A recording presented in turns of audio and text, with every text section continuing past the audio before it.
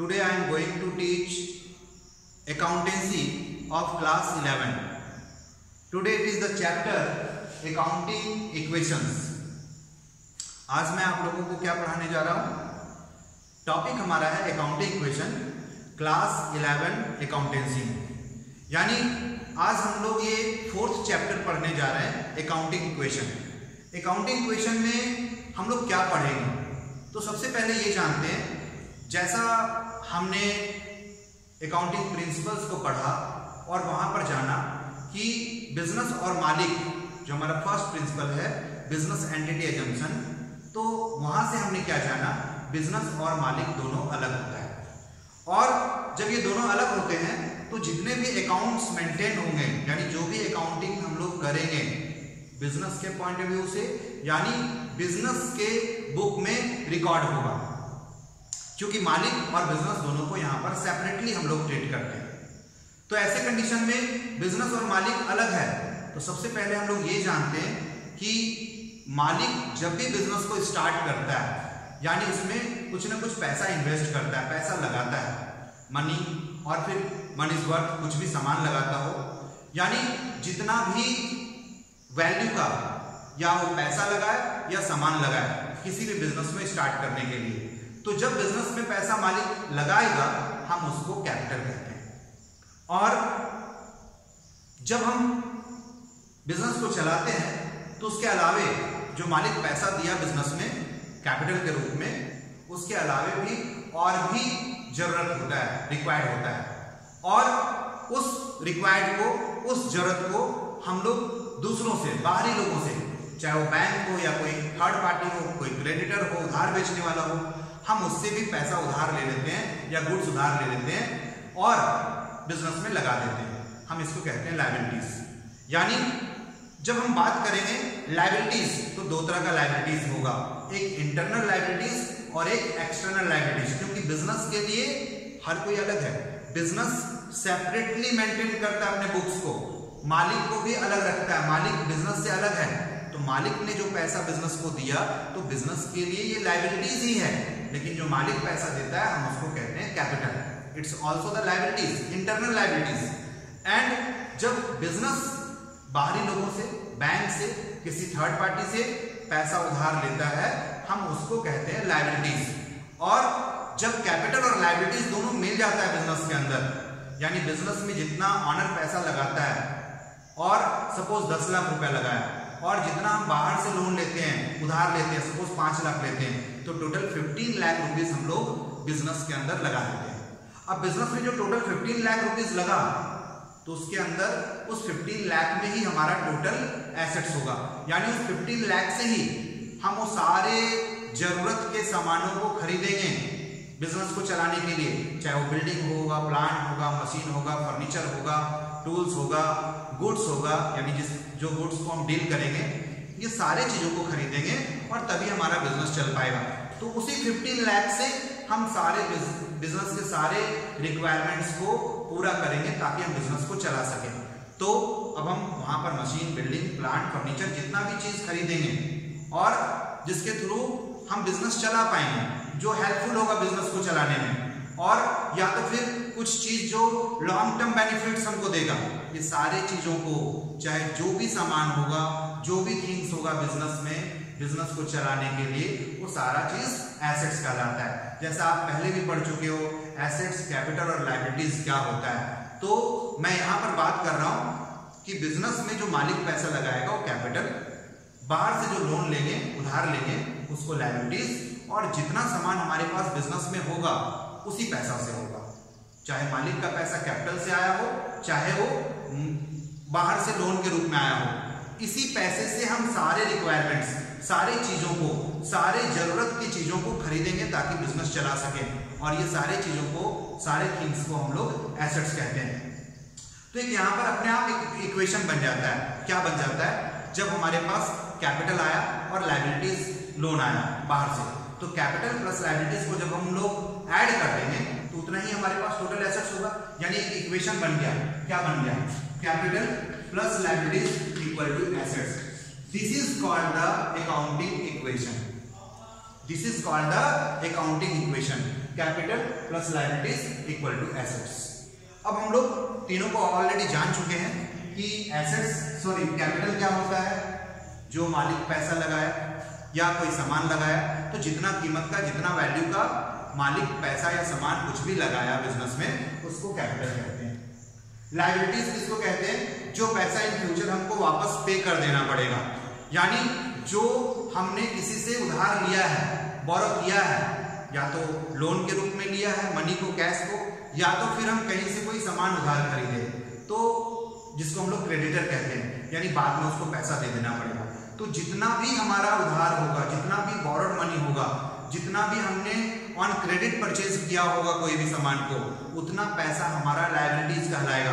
और ये लायबिलिटीज आपको इन फ्यूचर पे करना पड़ेगा, चाहे वो शॉर्ट टर्म या लॉन्ग टर्म, आपको पैसा वापस करना पड़ेगा। तो हमारे बिजनेस में लायबिलिटीज के रूप में वो भी पैसा लगता है। तो कैपिटल और लायबिलिटीज, ये दोनों पैसा को मिलाकर ही हम बिजनेस को चलाते हैं, यानी बिजनेस के सारे चीजों को खरीदते हैं और फिर देन उसको हम सेल करते हैं। जो हमारा बेचने का चीज होता है, जो जिस चीज का हम डीलिंग करते हैं, बट बाकी चीज जो हमारा फिक्स एसेट्स होता है, उसको हम लॉन्ग बेनिफिट्स के लिए रखते हैं, यानी वो सारे चीज हमारे बिजनेस को कैरी करने में या चलाने में सहायक होता है, उसके बिना हमारा बिजनेस चल नहीं पाएगा। तो ओवरऑल जितना भी चीज हमारे बिजनेस में होगा किसी भी अकाउंटिंग ईयर में, तो वो सारा चीज हमारा, सारे का वैल्यू को हम लोग एसेट्स कहते हैं, यानी वो सारा चीज हमारा एसेट्स है।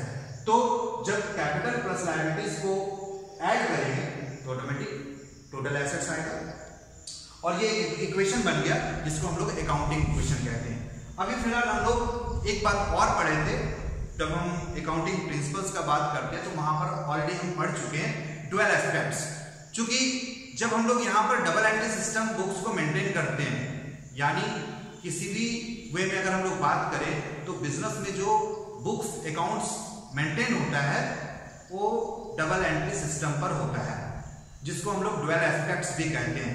यानी ड्यूअल एस्पेक्ट्स क्या कहता है जब भी कोई बिजनेस का ट्रांजैक्शन होगा, यानी हम बिजनेस का कोई भी इवेंट या transaction in terms of money जिसको मेजर कर सकते हैं, जब भी वो घटना होगा, जब भी वो इवेंट होगा, तो हमारे बिजनेस में कम से कम दो चीजों पर प्रभाव करेगा, यानी कम से कम दो अकाउंट्स अफेक्टेड होगा।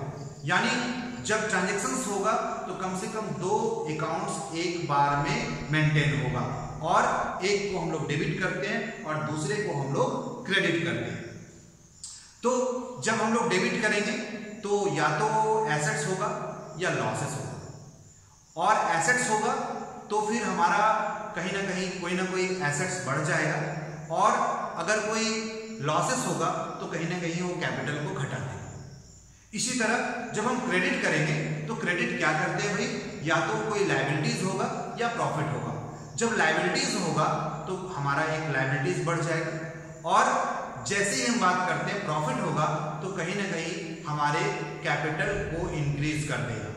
तो जब भी कोई ट्रांजैक्शन होगा तो वहां पर मिनिमम दो चीजों को, एसेट्स, लायबिलिटीज और कैपिटल, ये तीनों में से कम दो को, या फिर कभी कभी एक ही एसेट्स को ही प्रभावित करेगा, बट वहां दो अकाउंट्स होगा।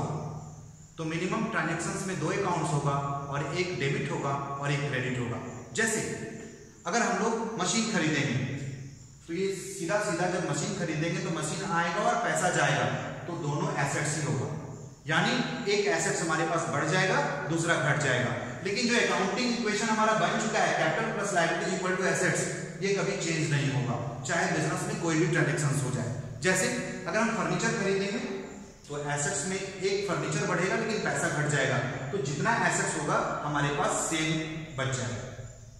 जब हम कोई उधार खरीदेंगे, जैसे गुड्स हम उधार में खरीदेंगे, तो जितना का गुड्स खरीदेंगे उतना से एसेट्स बढ़ जाएगा, बट ठीक उसी समय उतना से लायबिलिटीज बढ़ जाएगा। तो क्या होगा, ये इक्वेशन हमारा चेंज नहीं करेगा। यानी जैसे इसको हम लोग एग्जांपल के थ्रू समझते जाते हैं। सपोज हमारे पास 10 लाख रुपीज कैपिटल है और 5 लाख रुपीज लायबिलिटीज है, तो हमारे पास टोटल एसेट्स 15 लाख रुपीज होगा। एकदम क्लियर है। 10 लाख मालिक का पैसा है, मालिक ने लगाया है, कैपिटल है। 5 लाख हमने कहीं से बैंक लोन या उधार लिया है, 15 लाख हमारे पास टोटल आ गया। तो 15 लाख का ही हमारे पास एसेट्स होगा, यानी चाहे वो बिल्डिंग के रूप में होगा, फर्नीचर के रूप में होगा, स्टॉक के रूप में होगा, गुड्स के रूप में होगा, कैश के रूप में होगा, जो भी होगा, यानी 15 लाख ही हमारे पास टोटल एसेट्स का सम होगा। अब हम लोग कोई भी ट्रांजेक्शन अगर करेंगे, जैसा हम लोग डुअल एस्पेक्ट्स में पढ़ ही चुके हैं, क्योंकि यहाँ डबल एंट्री सिस्टम होता है, हम लोग जब भी कोई ट्रांजेक्शन को रिकॉर्ड करते हैं तो दो एस्पेक्ट्स में रिकॉर्ड करते हैं, एक डेबिट होता है और दूसरा क्रेडिट होता है, यानी कोई भी ट्रांजेक्शन होगा तो कम से कम दो अकाउंट्स इन्वॉल्व होगा। तो जब भी हम कोई ट्रांजेक्शन होगा और उसको रिकॉर्ड करेंगे तो ये इक्वेशन हमारा मेंटेन रहेगा, ये इक्वेशन कभी भी चेंज नहीं हो सकता है। इक्वेशन बदलेगा बट ये इक्वेशन हमारा capital plus liability equal to assets ही होगा। अमाउंट बढ़ेगा घटेगा, हाँ अगर एसेट्स बढ़ेगा तो ऑटोमेटिक हमारे पास कैपिटल या लायबिलिटी भी उतना ही बढ़ जाएगा। अगर कैपिटल और लायबिलिटीज में से अगर कुछ घटता है, माइनस होता है, तो ऑटोमेटिक उतना का एसेट्स भी हमारे पास घट जाएगा। हम लोग कुछ एग्जांपल से समझते हैं। जैसे अभी जैसा हम बता रहे थे कि अगर फर्नीचर खरीदते हैं 1 लाख का, तो 1 लाख का फर्नीचर अगर कैश में खरीदते हैं तो 1 लाख फर्नीचर बढ़ेगा जो एसेट्स ही होता है, और कैश घटेगा जो एसेट्स ही होता है। तो 1 लाख रुपए हमारे पास फर्नीचर के रूप में तो बढ़ जाएगा एसेट्स में, लेकिन वहीं पर 1 लाख रुपया फर्नीचर कैश के रूप में फर्नीचर परचेज करने से घट जाएगा। तो फिर हमारे पास एसेट्स कितना रह जाएगा, वही 15 लाख ही रह जाएगा। यानी इस ट्रांजेक्शन से जब फर्नीचर परचेज करेंगे तो हमारे पास एसेट्स में चेंजेस आएगा, लेकिन टोटल वैल्यू में चेंजेस नहीं आएगा, और फिर हमारे पास जो कैपिटल होगा वो 10 लाख ही रह जाएगा।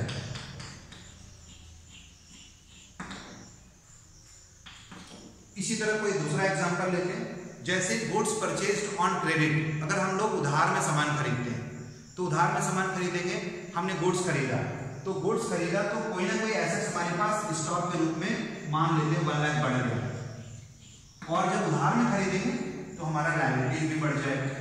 तो अगर अब हम देखें तो इक्वेशन क्या होगा, इक्वेशन में फिगर तो बदलेगा लेकिन ये इक्वेशन मेंटेन रहेगा, capital plus liability equal to assets ही रहेगा। कैसे?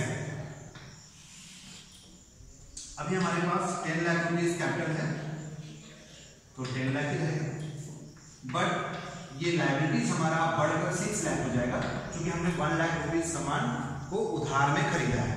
और जब ये 1 लाख बढ़ जाएगा 6 लाख हो जाएगा, तो इसका मतलब कैपिटल और लायबिलिटीज के टोटल सम में 1 लाख रुपीज बढ़ गया। तो ठीक 1 लाख रुपीज का हमारे पास स्टॉक भी बढ़ गया, यानी अब जब हमारा टोटल एसेट्स होगा तो 16 लाख होगा। इस तरह से फिर से हमारा कैपिटल प्लस लायबिलिटीज अगर ऐड करते हैं तो टोटल एसेट्स ही होगा, यानी 10 lakh plus 6 lakh is equal to 16 lakh. This is the accounting equation. अब हम लोग इसको कैसे क्वेश्चंस होगा और कैसे सॉल्व करेंगे ये देखते हैं।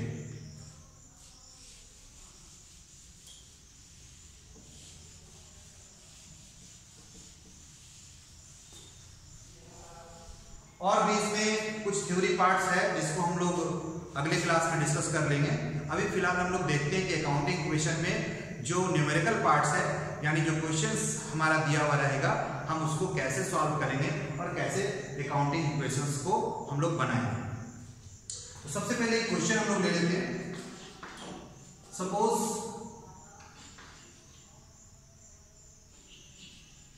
Rahul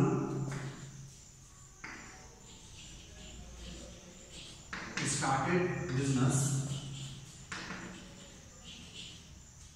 with cash rupees 2 lakh. Number 1. Number 2, purchased goods for rupees 40,000. दूसरा ट्रांजेक्शन क्या दिया हुआ है, purchase goods for rupees 40,000. Third transaction suppose rent paid rupees 10,000. Fourth transaction sold goods costing rupees 50,000. Sorry, here goods it was purchased only 40,000. So out of which 30. sold goods costing 30,000 at ₹40,000। हमने 4 question लिया। अब यहां पर लिखा रहेगा prepare और maintain accounting equations from the following. It is the question, prepare accounting equations from the following. This is the question. And how will you prepare? कैसे हम लोग अकाउंटिंग इक्वेशन बनाएंगे? तो सबसे पहले हम एक फॉर्मेट बना लेते हैं। यहाँ पर फॉर्मेट क्या होगा? सबसे पहले हम लोग यहाँ पर डेट लिख लेते हैं, serial number, serial number it is not required the date, serial number, transactions, ऊपर हम लोग हेडिंग लिखेंगे अकाउंटिंग इक्वेशन,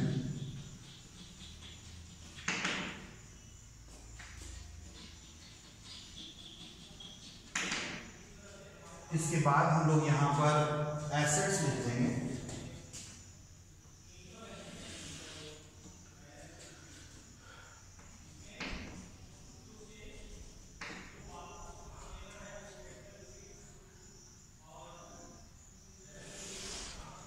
फिर हम लोग लायबिलिटीज लिख देंगे और then capital.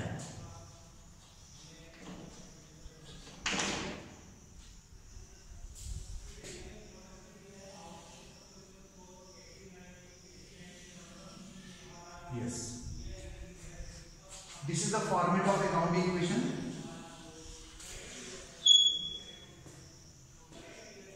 Heading accounting equation in the books of whatever it is given in the question book. अगर बिजनेस का नाम दिया हुआ तो लिख देंगे accounting equation of suppose mister Rahul, और इस तरह से serial number, transactions, assets, liabilities and capital.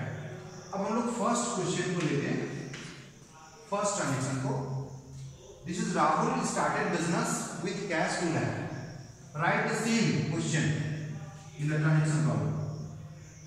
Rahul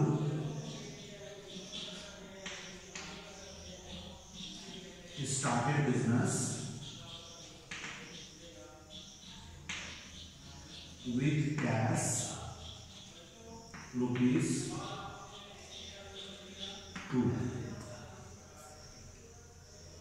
Started business with cash ₹2 lakh.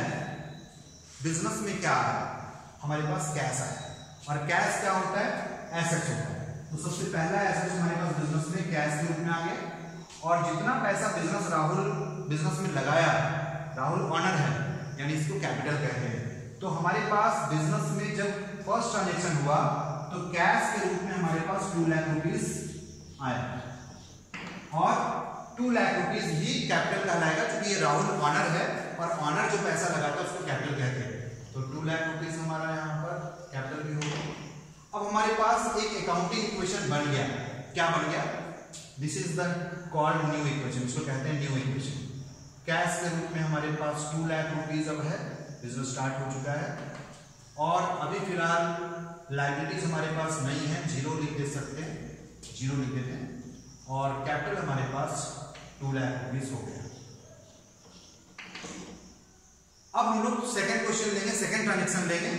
तो सेकंड ट्रांजैक्शन में हमारा क्या दिया हुआ है? एज पर क्वेश्चन देखते हैं। Purchase goods for 40,000। परचेज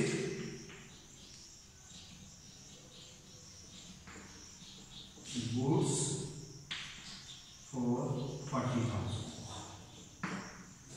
अब इस ट्रांजैक्शन के थ्रू हम लोग देख सकते हैं, जब हम गुड्स खरीदेंगे तो हमारे पास स्टॉक बढ़ जाएगा, यानी जिस चीज का, जिस सामान का हम डील करते हैं, बिजनेस करते हैं, वो सामान हमारे पास 40,000 का आ गया। और परचेज गुड्स फॉर 40,000 कोई इंफॉर्मेशन नहीं है, मतलब ये कैश में ही खरीदा गया होगा। तो 40,000 का जैसे ही हमारे पास स्टॉक आया, लेकिन 40,000 रुपीज हमारा बिजनेस का निकल गया, माइनस हो गया। तो अब जो इक्वेशन होगा इसका इम्पैक्ट हमारे पास कैश पर होगा 40,000 माइनस, और ठीक हमारे पास एक नया एसेट्स के रूप में बढ़ गया, दैट इज कॉल्ड स्टॉक। जब गुड्स होगा तो स्टॉक ही लिखेंगे। 40,000 हमारे पास स्टॉक के सामने देख सकते हैं, ये हमारा बढ़ गया। तो जहां कैश 40,000 माइनस हो गया, वहां स्टॉक हमारे पास 40,000 बढ़ गया। और बाकी इस ट्रांजेक्शंस का इफेक्ट किसी लायबिलिटीज पर या कैपिटल पर नहीं होगा, क्योंकि ना कोई हमारा लायबिलिटीज बढ़ा है या घटा है, और ना ही कोई लॉस या प्रॉफिट है जिससे कि हमारा कैपिटल बढ़ या घट जाए। तो कुल मिलाकर जब हम गुड्स खरीदेंगे तो हमारे पास एक एसेट्स कैश के रूप में जो है घटेगा, तो दूसरा एसेट स्टॉक के रूप में बढ़ जाएगा। तो सिर्फ कैश को घटाएंगे और स्टॉक को बढ़ाएंगे। अब हम लोग फिर से यहां पर एक लास्ट में कर देंगे न्यू इक्वेशन। तो अब हमारे पास जो कैश बच रहा है वो 1,60,000 बच रहा है, और हमारे पास स्टॉक जो हो गया, एक नया एसेट हमारे पास आ गया, ये 40,000 हो गया, और अभी कोई एसेट्स नहीं है, और लायबिलिटीज भी अभी हमारे पास नहीं है, और कैपिटल भी सेम रहेगा, रिमेंस अनचेंज्ड, यानी जितना था उतना ही रह जाएगा, टू है। तो ये न्यू इक्वेशन आ गया। अब हम लोग इसी तरह थर्ड ट्रांजेक्शन से देखेंगे। थर्ड ट्रांजेक्शन क्या होगा? रेंट पेड 10,000, रेंट पेड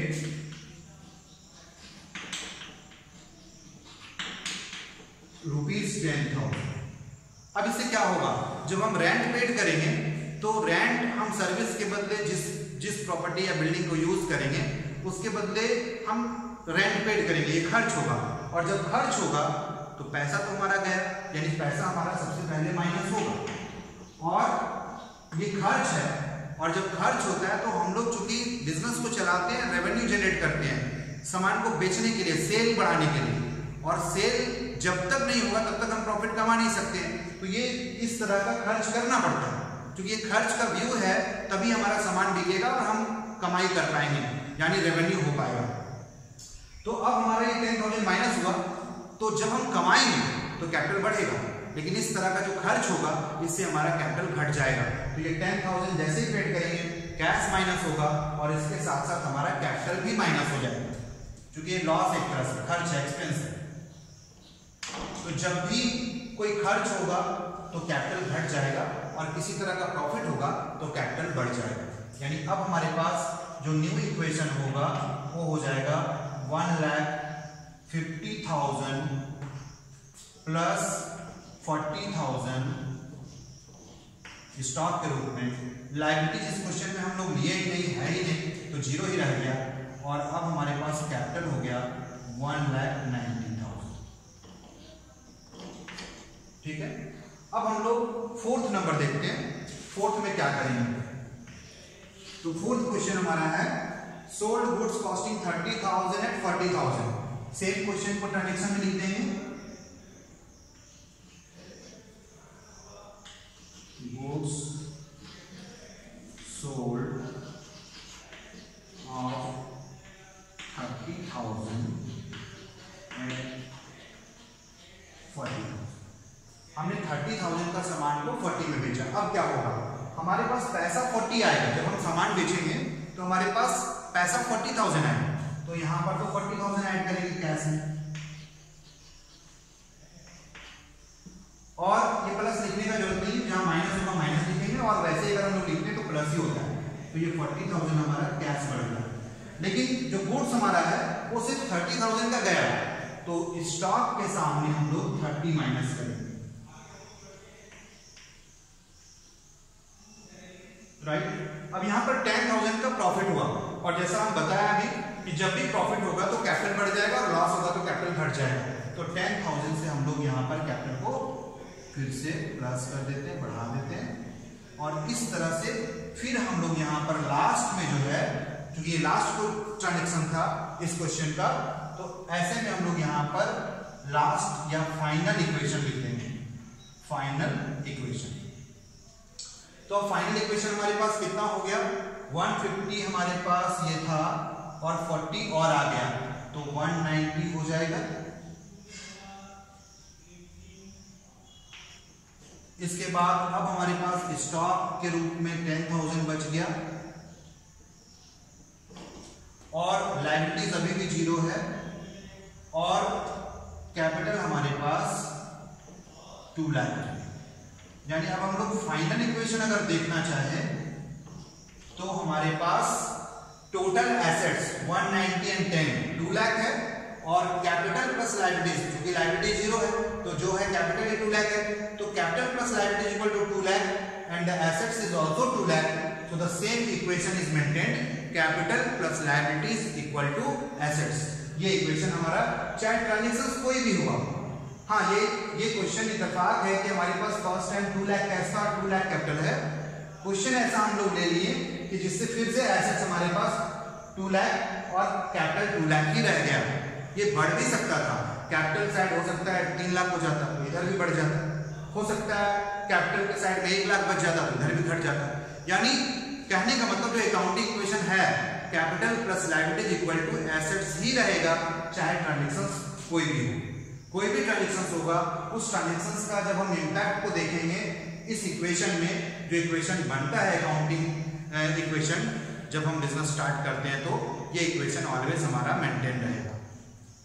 अब हम लोग फिर से दूसरा क्वेश्चन लेते हैं और देखते हैं कि कैसे सॉल्व करेंगे।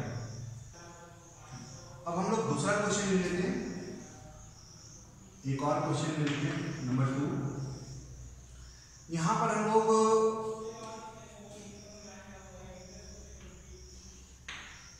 फिर से लिखते हैं prepare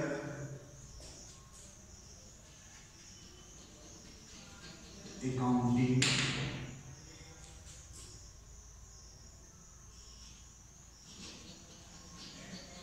equations from the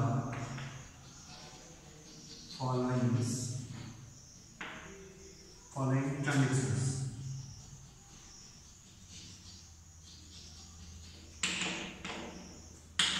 transactions हमारा suppose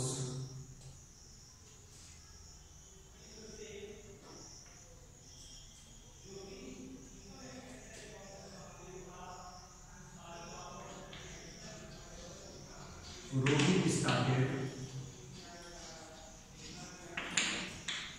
business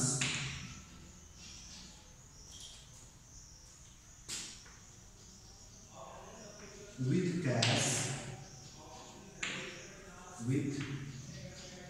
cash rupees 3 lakh and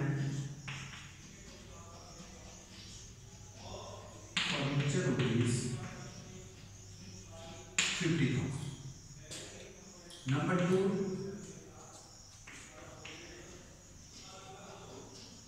purchased goods for rupees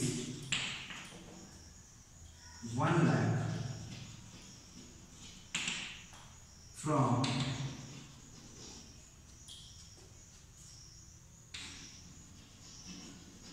Mohit on credit. हमने इस बार क्रेडिट पे भी लिया है। Third, sold goods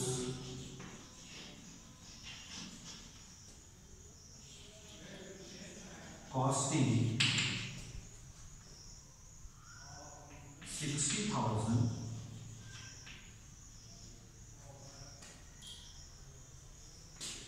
at profit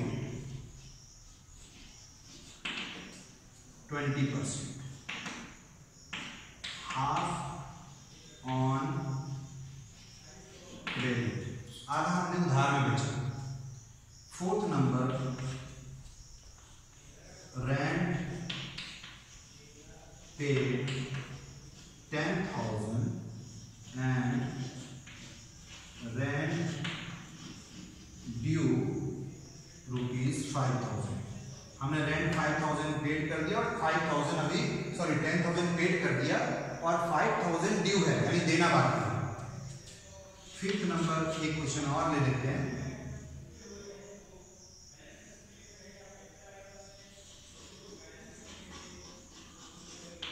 commission received,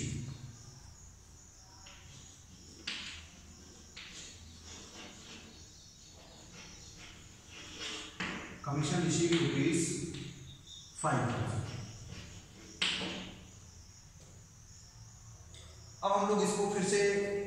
करते हैं अकाउंटिंग इक्वेशन में। तो सबसे पहले फॉर्मेट हमारा सेम हो जाएगा, serial number, then transactions,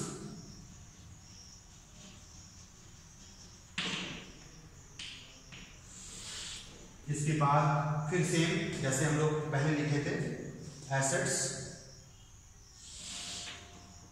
assets के बाद हम लोग फिर बात करेंगे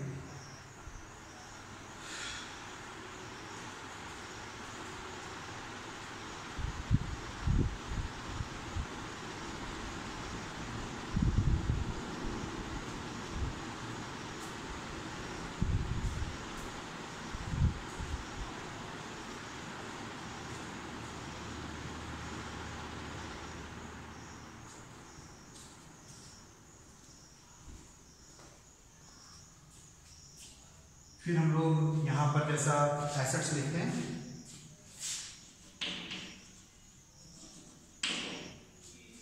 इसके बाद लायबिलिटीज और फिर capital.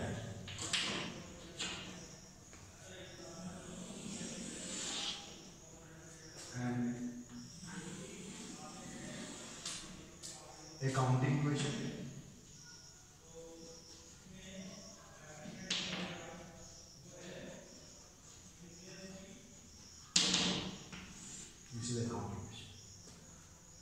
Now first transaction it is, पहला हमारा ट्रांजेक्शन क्या है, Rohit started business with cash 3 lakh and furniture 50,000। इस पर रोहित बिजनेस स्टार्ट किया, 3 लाख कैश में कैपिटल लगाया, कैश में लगाया और 50,000 का उसके पास फर्नीचर था। ये दोनों को कैपिटल के रूप में बिजनेस में लगाकर बिजनेस को स्टार्ट किया। तो अब हमारे पास जो फर्स्ट ट्रांजेक्शन है, सेम क्वेश्चन यहां पर लिख देंगे, यहां पर रोहित स्टार्टेड, आप लोग लिखोगे सेम क्वेश्चन को जस्ट यहां से देख कर लिख देना है ट्रांजेक्शन में, Rohit started business with cash 3 lakh and furniture 50,000। अब हमारे पास दो एसेट्स आया, एक कैश बिजनेस के अंदर और एक फर्नीचर। तो सबसे पहले हम लोग यहां पर कैश लिख देंगे और प्लस फर्नीचर लिख देंगे।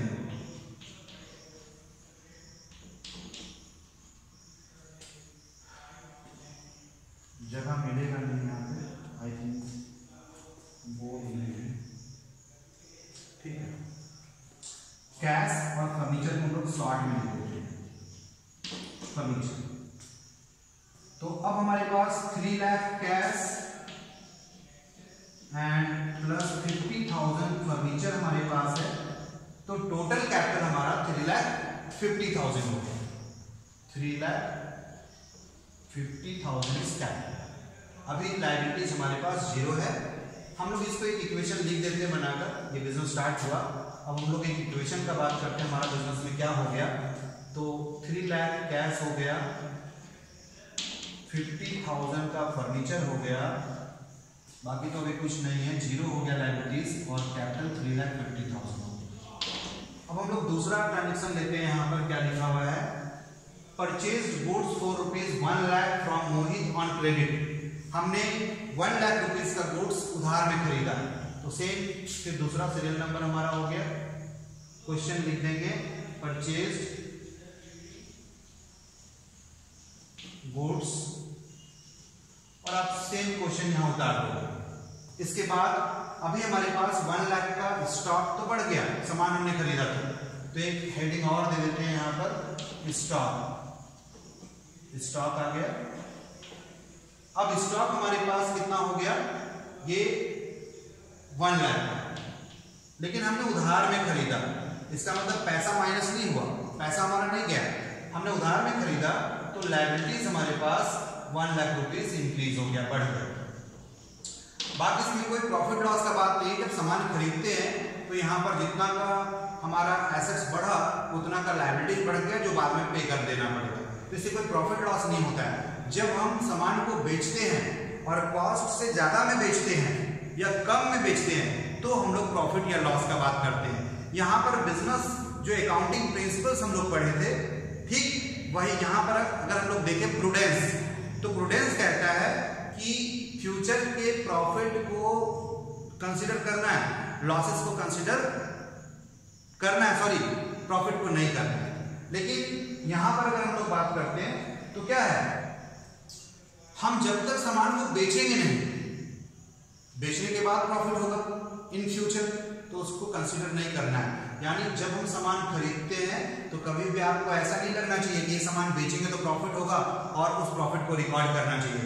सामान खरीदते हैं तो कोई प्रॉफिट लॉस नहीं होता है, जब बेचते हैं तो उसके हिसाब से कितना ज्यादा या कम में बिका तभी प्रॉफिट लॉस काउंट होता है। तो यहाँ पर फिलहाल हम लोग स्टॉक 1 लाख का बढ़ा दिए और 1 लाख का लायबिलिटी बढ़ा दिए, इसलिए कैपिटल में कुछ नहीं होता है। अब हम लोग यहाँ पर न्यू इक्वेशन फिर लिख देते हैं। तो अब हमारे पास कैश 3 लाख हो गया, 50,000 का हमारे पास फर्नीचर है, 1 लाख का हमारे पास स्टॉक बढ़ गया और 1 लाख का ही हमारे पास लायबिलिटीज भी हो गया, प्लस लिखने का जरूरत नहीं है यहाँ पर। और अब हमारे पास कैपिटल अभी सेम 3,50,000 लिख देंगे। तो न्यू इक्वेशन हमारे पास cash 3 lakh, furniture 50,000, stock 1 lakh and liabilities 1 lakh and capital 3,50,000, यानी टोटल 450। तो टोटल एसेट्स भी 450 है, 3 and 1 4 and 50 450। तो इस तरह से हमारा इक्वेशन मेंटेन रहता है। अब हम लोग थर्ड में चलते हैं। तो थर्ड हमारा क्या कहता है, थर्ड हमारा कहता है ट्रांजैक्शंस दिया हुआ है, sold goods costing 60,000 at profit 20%। हमने 60,000 का सामान 20% प्रॉफिट पर बेचा, यानी 20% बढ़ाकर बेचा। 1/2 यानी आधा, हाफ ऑन क्रेडिट, हमने आउट ऑफ विच क्वेश्चन में लिखा हुआ है कि जो सामान हम बेच रहे हैं 20% प्रॉफिट में, उसका आधा उधार में हमने बेचा, तो बाकी आधा नकद में बेचा होगा, कॉमन सेंस है। तो अब हम लोग यहाँ पर क्या करेंगे, सेम क्वेश्चन को फिर लिखेंगे, sold goods costing 60,000, sold goods, आप क्वेश्चन को यहाँ उतारोगे सेम। अब कितने का सामान बिका, 60 का, तो हमारे पास जो स्टॉक है 1 लाख, उसमें 60 माइनस कर देंगे, हमारा सामान 60 का चला जाए। अभी एक प्रॉब्लम आएगा थोड़ा, यहाँ पर जगह हमारे पास कम है, फिर भी हम लोग थोड़ा सा इधर लिख देते हैं। ये 60,000 हम लोग माइनस कर देते हैं, स्टॉक थोड़ा सा इधर हो गया है, ये 60 माइनस है। अब हमने आधा उधार बेचा, तो जब उधार बेचते हैं तो यहाँ पर डेटर्स हमारा बढ़ जाता है, यानी डेटर्स, जिसको उधार बेचते हैं उसको क्या बोलते हैं, डेटर्स बोलते हैं, और जिससे उधार खरीदते हैं उसको क्या बोलते हैं, क्रेडिटर्स बोलते हैं। तो लायबिलिटीज में हम लोग यहाँ पर जब उधार खरीदे थे तो यहाँ पर लायबिलिटीज में हेडिंग दे देते थे क्रेडिटर्स, और जब हम उधार बेचेंगे तो वो एसेट्स होगा और एसेट्स को हम लोग डेटर में लिखेंगे। तो अब हमारा क्या है, हमने 60,000 का सामान बेचा था, पहले स्टॉक 60 माइनस हो गया, अब इसको बेच कितना में रहे, 60,000 का 20% प्रॉफिट, तो 60,000 का 20% प्रॉफिट 12,000 होगा, 12,000, यानी टोटल हम लोग 60 प्लस 12 72,000 में सामान बेच रहे हैं।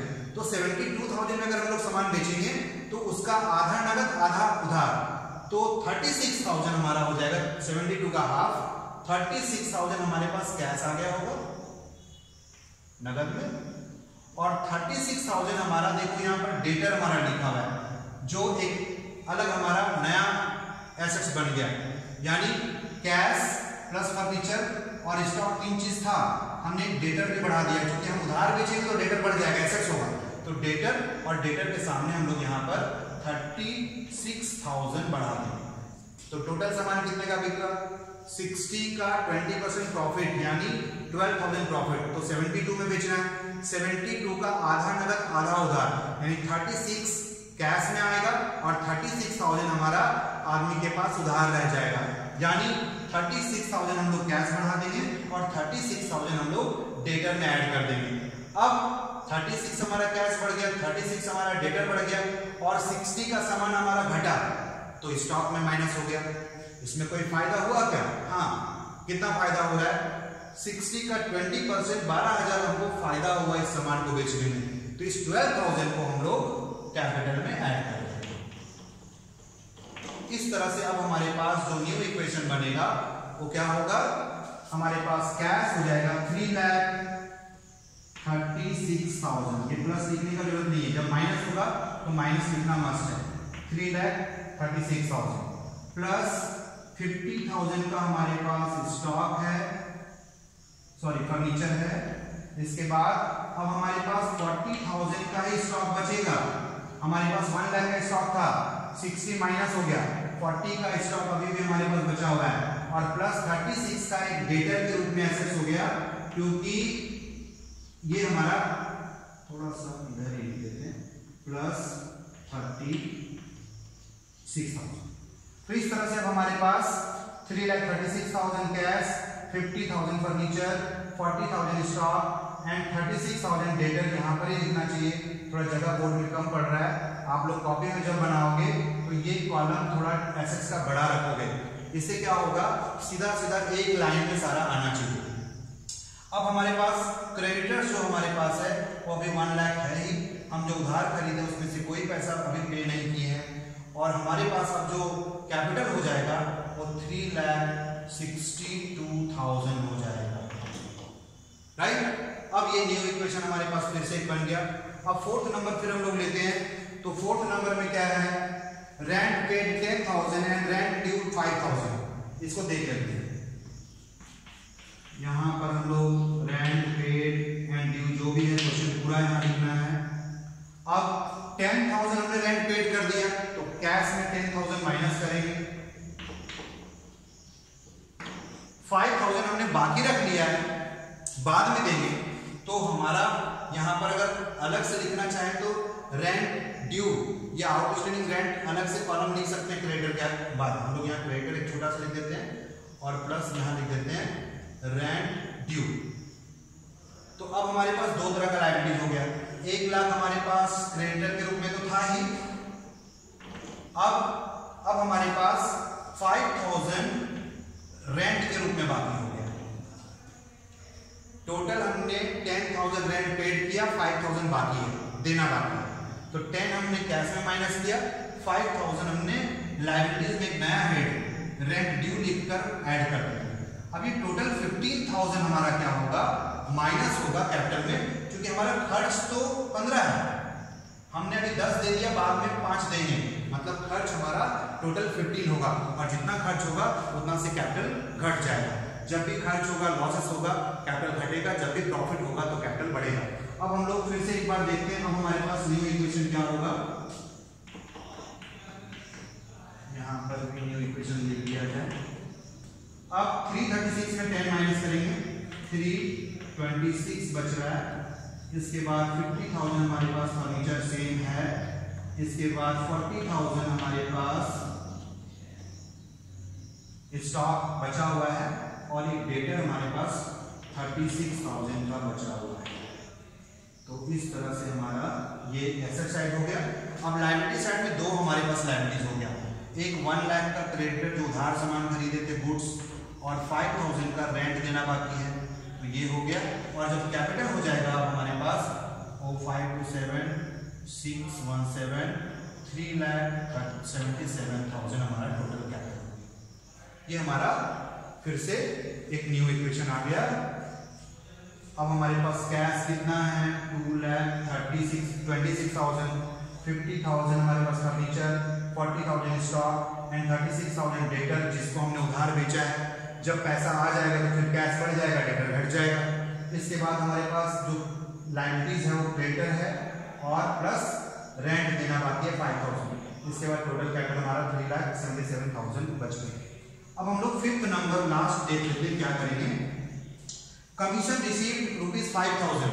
अब हमारे पास कमीशन रिसीव हुआ, यहाँ पर क्वेश्चन हम लोग पूरा लिख लेंगे, है ना। और कमीशन लिखने के बाद, कमीशन रिसीव लिखने के बाद क्या हुआ है, 5,000 हमारे पास कैश के रूप में आया, कमीशन मिला, तो 5,000 हमारा कैश बढ़ गया।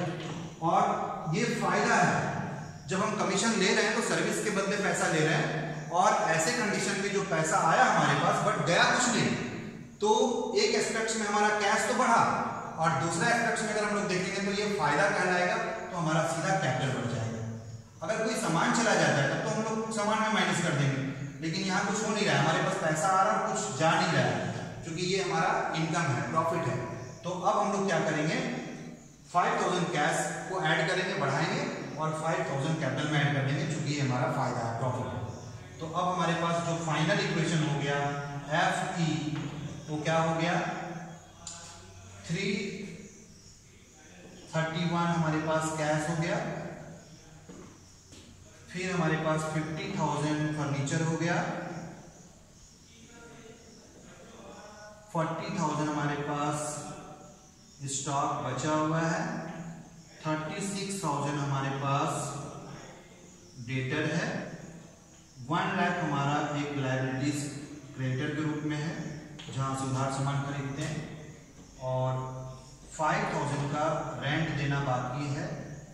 और अब हमारे पास कैपिटल जो हो गया वो 3,82,000, ये हमारा फाइनल इक्वेशन हो गया।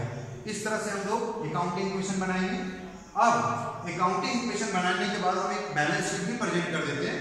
यानी बैलेंस शीट होता क्या है, it is a statement of affair or it is the statement of position of business at the end of the accounting year।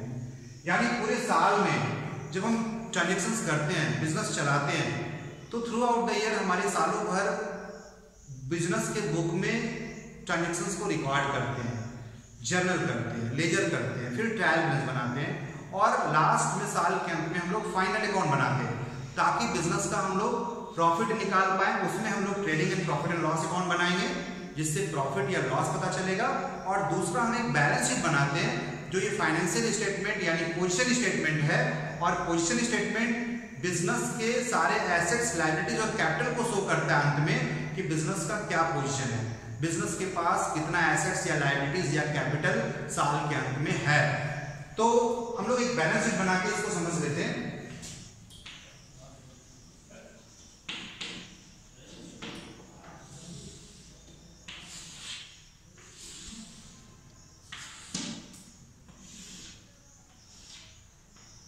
Left side को लायबिलिटी साइड बोलते हैं, ये स्टेटमेंट है हमारे पास, और इधर में हम लोग एसेट्स लिखेंगे और इधर में यहाँ रुपीज। अब हम लायबिलिटीज देखते हैं, तो हमारे पास लायबिलिटीज वहां पर है, क्या क्या है, एक तो रेंट ड्यू या आउटस्टैंडिंग रेंट भी लिख सकते हैं, 5,000 हमारे पास है।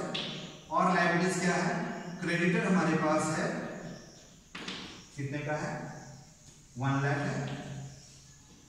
और कैपिटल भी लायबिलिटीज ही होता है, जैसा हम बताएं पहले ही, इनसाइड लायबिलिटीज है ये। तो ये टोटल कैपिटल हमारे पास कितना है, 3,82,000। तो 3,82,000 हम लोग कैपिटल में लिख देते हैं। अब ये टोटल करेंगे। अब इधर में हम लोग हमारे पास जो एसेट से पहले लिख देते हैं, कैश हमारे पास है, कितना है, 3,31,000। दूसरा हमारे पास 50,000 का फर्नीचर है, 40,000 का स्टॉक है, तो स्टॉक हम लोग लिखते हैं 40,000। और फिर हमारे पास डेटर है, तो डेटर लिख देते हैं। बेटर होगा पहले डेटर लिखना चाहिए, इसको भी हम समझाएंगे, ऑर्डर होता है डेटर्स। इसके बाद स्टॉक लिखते हैं, फिर हमारे पास फर्नीचर है, तो फर्नीचर लिखते हैं। अब कितना कितना है, कैश हमारे पास 3,31,000, 50,000 का फर्नीचर है, 40,000 का हमारे पास स्टॉक है, और डेटर आई थिंक 36,000 हमारे पास डेटर है। अब यहां पर देख सकते हैं जो इक्वेशन हमारा था, कैपिटल प्लस लायबिलिटीज एक साइड, टोटल एसेट्स एक साइड। यानी इक्वेशन अगर हमारा कैपिटल प्लस लायबिलिटी जितना आना चाहिए दोनों ऐड करके, उतना ही एसेट्स आना चाहिए। मतलब बैलेंस शीट का ये दोनों side, assets and liability side, equal होना चाहिए, क्योंकि इक्वेशन कहता है कि जो कैपिटल प्लस लायबिलिटीज है इज इक्वल टू एसेट्स होना ही चाहिए। तो हमारे पास अगर ये टोटल कैपिटल और लायबिलिटीज का सम जितना आएगा उतना एसेट्स आएगा, मतलब हम लोग कहीं मिस्टेक नहीं है, ये सारा कुछ सही है। तो अब लोग 382, 482, 482, 487, 4,87,000 is the sum of capital plus liabilities. अब इधर में देख लेते हैं, 487 होना चाहिए, 331 and 90 and 10, 1 lakh. 431 and 26.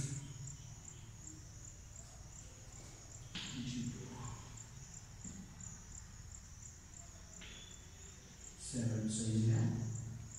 336 410 10 and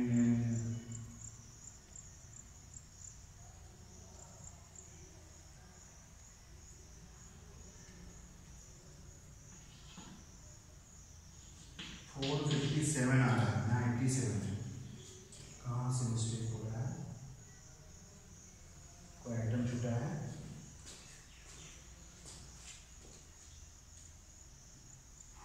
It is, I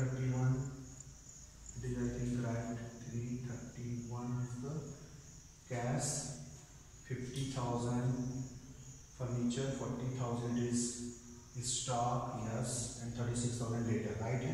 यानी टोटल हमारे पास आ रहा है 30 1 6 7 7 7 7 का 7 3 3 6 6 4 10 5 15 का 1 4,57,000 ही आ रहा है. उधर भी उतना ही आएगा.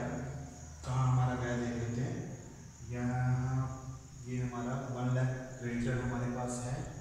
5,000 हमारे पास रेंट ड्यू एंड 382.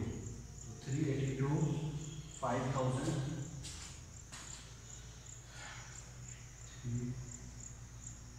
482 487 कहाँ गया है? कैपिटल में गड़बड़ी हुआ है.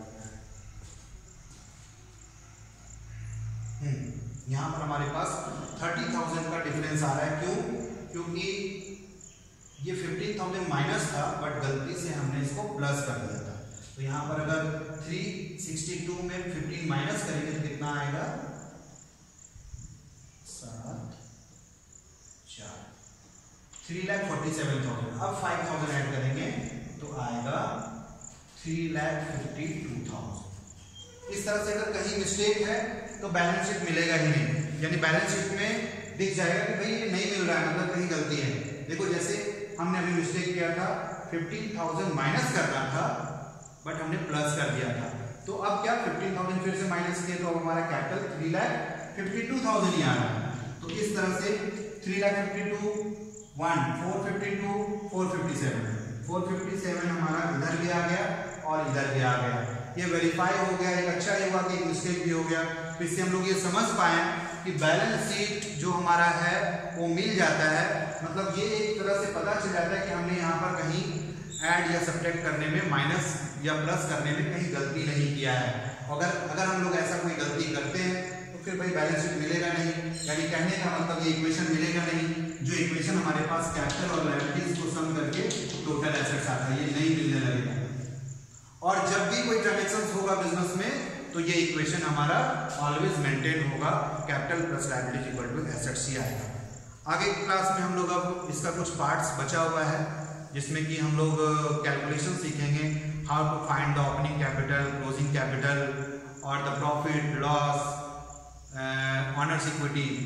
ये सारा चीज़ हम लोग सीखेंगे कि कैसे कैलकुलेट करते हैं. कुछ फार्मूला भी जानेंगे. और बस ये इस चैप्टर में बहुत ज़्यादा कुछ नहीं है. कुछ ट्रांजेक्शन आ सकता है जहाँ प्रॉब्लम हो सकता है. हम अगला क्लास में कुछ क्वेश्चंस और लेंगे, कोशिश करेंगे कुछ वैसा क्वेश्चंस लेने का जिससे कि वो पूरा चैप्टर पर सारा क्वेश्चंस बन जाए या बेस्ड हो. और दूसरा हम लोग कुछ फार्मूला बेस्ड पर कैलकुलेशंस लेंगे जहाँ profit loss, opening capital, closing capital, liabilities, assets निकालेंगे. तो ठीक है, आगे हम लोग नेक्स्ट क्लास में मिलते हैं जो हमने टॉपिक बताया उसी पर. Okay, thank you.